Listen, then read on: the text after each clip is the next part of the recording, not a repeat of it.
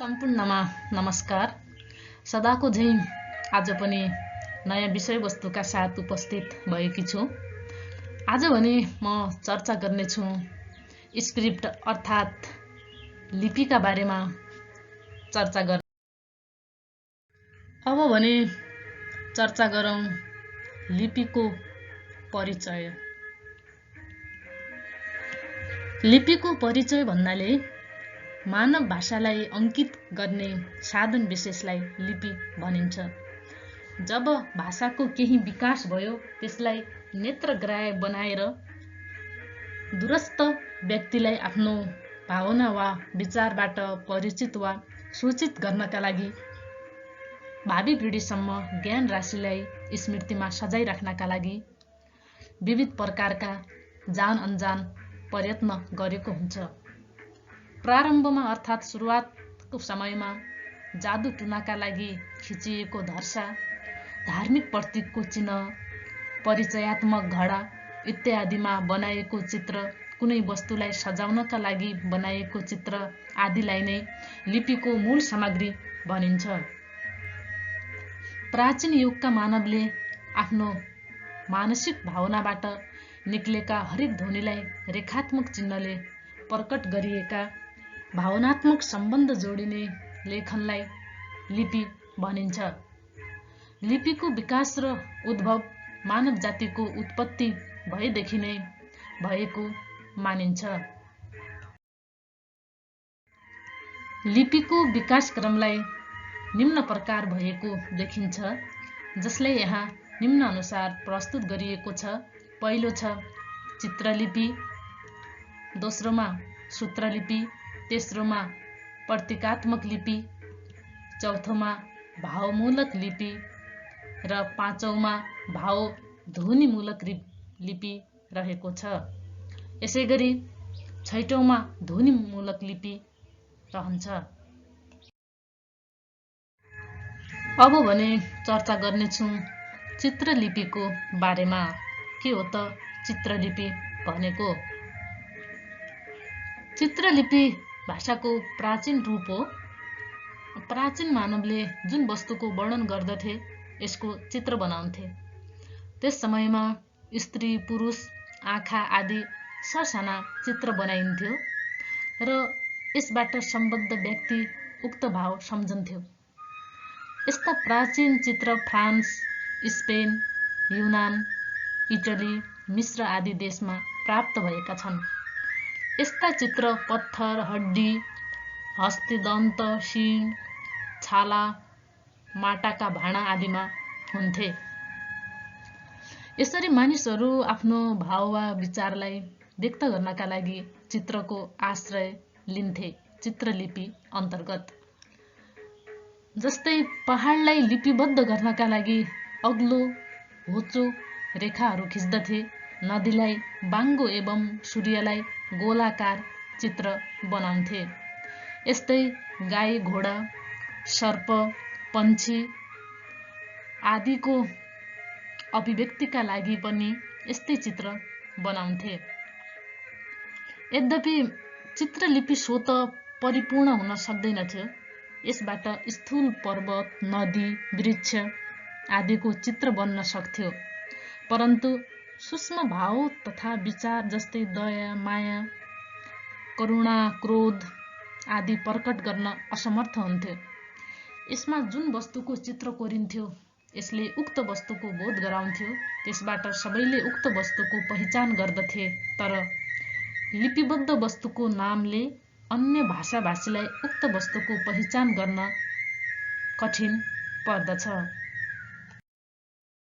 भने चर्चा गर्नेछौँ सूत्रलिपिको बारेमा। सूत्रलिपिको इतिहास पनि पुरानो छ। यसको परम्परा प्राचीन कालदेखि अहिलेसम्म कुनै न कुनै रूपमा चल्दै आएको छ। स्मरणका लागि आज पनि नारीहरू रुमाल, पटुकाको फेर वा साडीको छेउमा गाँठो पार्छन्। वर्षगाँठमा पनि यो परम्परा अक्षुण्ण रहेको छ। प्राचीन कालमा सूत्र, रस्सी आदिमा गाँठो पारिन्थ्यो। कुनै पनि कुरालाई सूत्रमा राख्ने वा सूत्र याद गर्ने परम्पराको पनि सम्बन्ध यसले ज्ञात गराउँछ। यसैगरी सूत्रमा गाँठो पारेर व्यक्त गर्ने परम्परा ज्यादै प्राचीन हो। यस आधारमा भाव अनेकौं प्रकारले व्यक्त गरिन्छ। रस्सीमा रङ्गबिरङ्गका सूत्र बाँध्नु, रस्सीमा विभिन्न रङ दल्नु, रस्सी वा जनावरको छालामा मोती, मुगा आदि बाँध्नु, विभिन्न लम्बाइ मोटाइका रस्सीको प्रयोग गर्नु आदि यसका उदाहरणका रूपमा रहेका छन्। यस प्रकारको लेखनको उल्लेख 5औं शताब्दीका हेरोडोटसले गरेका हुन्। यस प्रकारले सर्वश्रेष्ठ उदाहरण पेरुको कुइपु हो। कुइपुमा भिन्न लम्बाइ, मोटाइ तथा रङ्गका सूत्र लट्याएर भाव प्रकट गरिन्थ्यो। कहीँ कहीँ भने गाँठो पनि पारिन्थ्यो। पेरुका सैनिक अफिसरहरू यस लिपिको विशेष प्रयोग गर्दछन्। यस्तै चीन, तिब्बत तथा बङ्गालको सन्ताक तथा केही जापानी द्वीपमा सूत्रलिपिको प्रयोग गरिएको पाइन्छ। अब भने चर्चा गरौँ तेस्रो नम्बरमा रहेको छ प्रतीकात्मक लिपि। प्रतीकात्मक लिपि भन्नाले भाव व्यक्तिको प्रतीकात्मक पद्धति शुद्ध अर्थमा यो लिपि होइन। कैयौं देश तथा कबिलामा प्राचीन कालमा यसको प्रयोग पाइन्छ। तिब्बती चिनिया सीमामा कुखुराका चल्लाको कलेजा, त्यसको बोसोको 3 टुक्रा तथा एउटा खुर्सानी रातो कागजमा बेरेर पठाउनुको अर्थ युद्ध गर्न तयार हौ भन्ने हुन्छ। यस्तै अनेक प्रकारका सङ्केतबाट पनि यसको अर्थ खुल्छ। जस्तै विवाहमा जनै सुपारी दिनु, गार्डले रातो वा हरियो झण्डा हल्लाउनु, युद्धमा सेतो झण्डा देखाउनु प्रतीकात्मक सङ्केत हुन्। अब भने चौथो नम्बरमा रहेको छ भावमूलक लिपिको बारेमा चर्चा गर्नेछु। भावमूलक लिपि चित्रलिपिको विकसित रूप हो। चित्रलिपिमा चित्रले वस्तुलाई पनि व्यक्त गर्दथ्यो, तर भावलिपिले स्थूल वस्तुको अलिखित भावलाई पनि व्यक्त गर्दछ। जस्तै चित्रलिपिमा सूर्यका अतिरिक्त सूर्यसँग सम्बद्ध अन्य भावको पनि व्यक्त गरिन्छ। जस्तै सूर्य देवता, गर्मी, दिन तथा प्रकाश आदि। यस प्रकार चित्रलिपिमा पयरको चित्रले पयरलाई व्यक्त गर्दछ, तर भावलिपिमा त्यो हिड्ने पनि भाव व्यक्त गरिन्छ।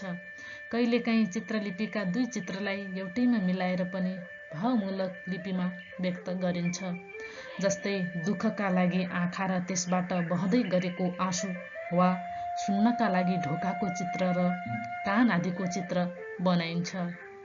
भावमूलक लिपिको उदाहरण उत्तरी अमेरिका, चीन तथा पश्चिमी अफ्रिका आदि देशमा गरिएको पाइन्छ। 5औं नम्बरमा रहेको छ भाव ध्वनिमूलक लिपि।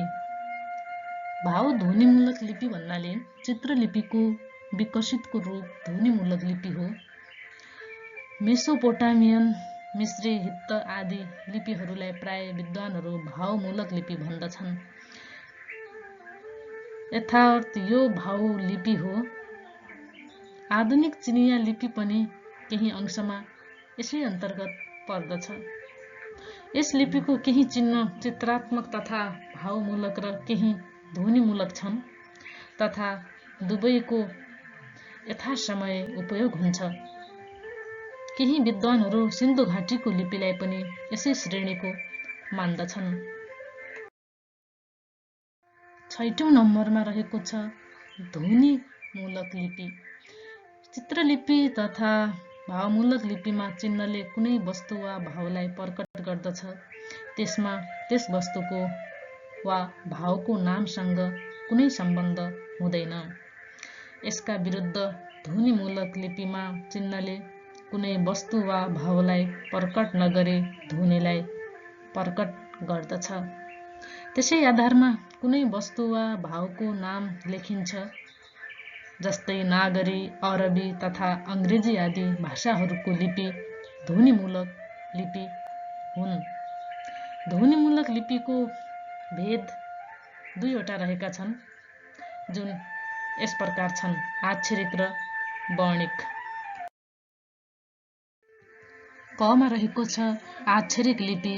आक्षरिक लिपि भन्नाले आक्षरिक लिपिमा चिन्हले कुनै अक्षरलाई व्यक्त गराउँछ। जस्तै नागरिक लिपि आक्षरिक लिपि हो, उसको क चिन्हमा क प्लस अ दुई वर्ण पाइन्छन्। यसका विरुद्ध रोमन लिपि वर्णिक हो, त्यसको के मा क छ। अक्षरात्मक लिपि सामान्यतया प्रयोगका दृष्टिले त ठिक छ, तर भाषा विज्ञानमा जब हामी ध्वनिको विश्लेषण गर्न थाल्छौँ त्यसको कमी भएको महसुस गर्दछौँ।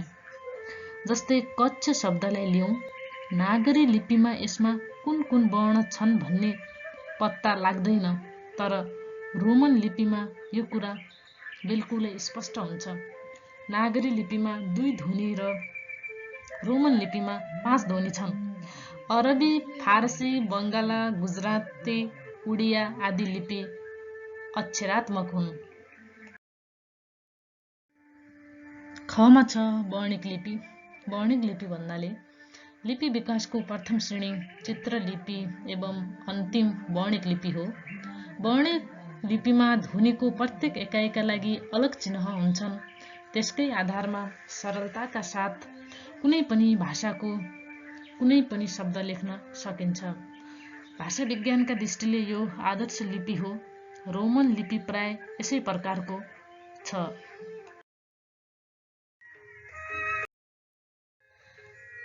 आगामी दिनहरूमा पनि यी र यस्तै भिडियो हेर्न चाहनुहुन्छ भने यस युट्युब च्यानललाई लाइक, सब्स्क्राइब गर्नुहोला।